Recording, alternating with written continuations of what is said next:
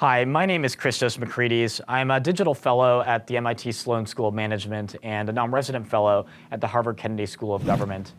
I recently completed a study that was about the effects of right-to-work laws on individuals and how they're feeling about their lives. In my study, I looked at how individuals were feeling before and after the adoption of right-to-work laws. And what I found was that individuals overwhelmingly felt more positive about their current life satisfaction, as well as where their life was going after the adoption of these laws. In addition, people reported much higher levels of economic optimism about the current and future state of the economy. So imagine you're moving to a new city where you're required to eat at a single restaurant. Now, it looks like a nice burger joint from the outside. You walk in, you seat yourself, and the waiter's polite and all. Doesn't really take your order though, but it comes back with the food about 10 minutes later. The order is all wrong. You go to get the bill at the end, and there's a mandatory 20% tip.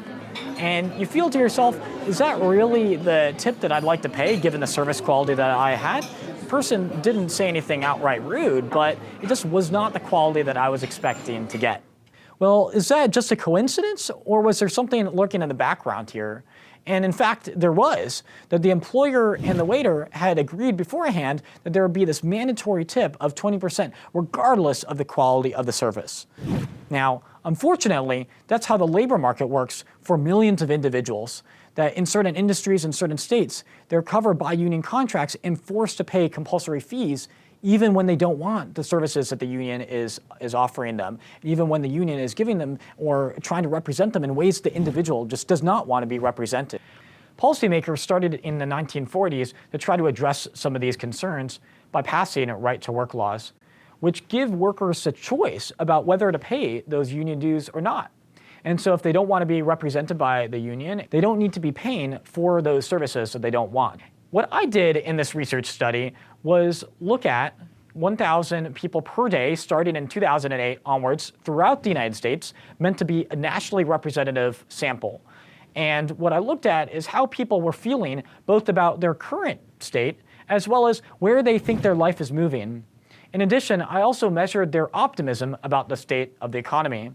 What I was able to do is look at before and after the adoption of right-to-work laws, what are people feeling, what are people saying? So what does this research tell us about the effects of right-to-work laws?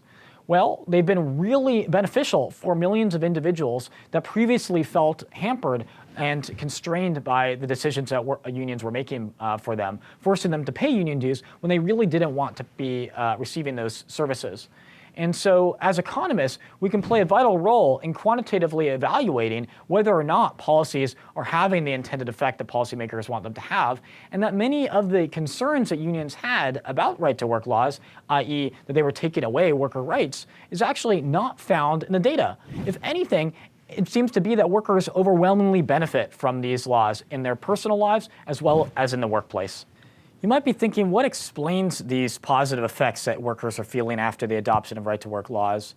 Well, what I found when I dug a little bit deeper was that individuals were reporting higher levels of trust and openness in the workplace. And to understand why that's the case, think about it this way.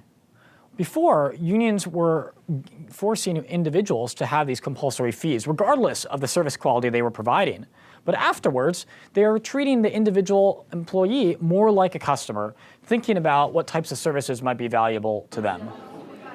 So when you think back to the example in the beginning where you walked into this restaurant and just the order wasn't taken properly, you didn't get what you asked for, many individuals in the labor market are experiencing the same thing, that the union is representing them, but the individual's forced to pay these compulsory dues, they don't feel like they're actually getting any benefit.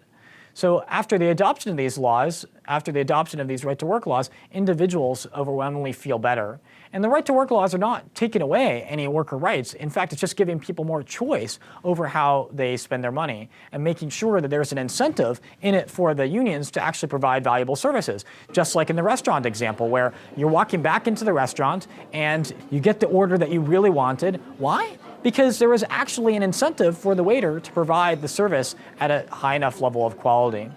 And what we see here with right-to-work laws is that they've had a very beneficial effect on individuals, how they're feeling, and their optimism about their future career. It's giving them more choices and helping them compete and obtain the skills so that are competitive in the 21st century.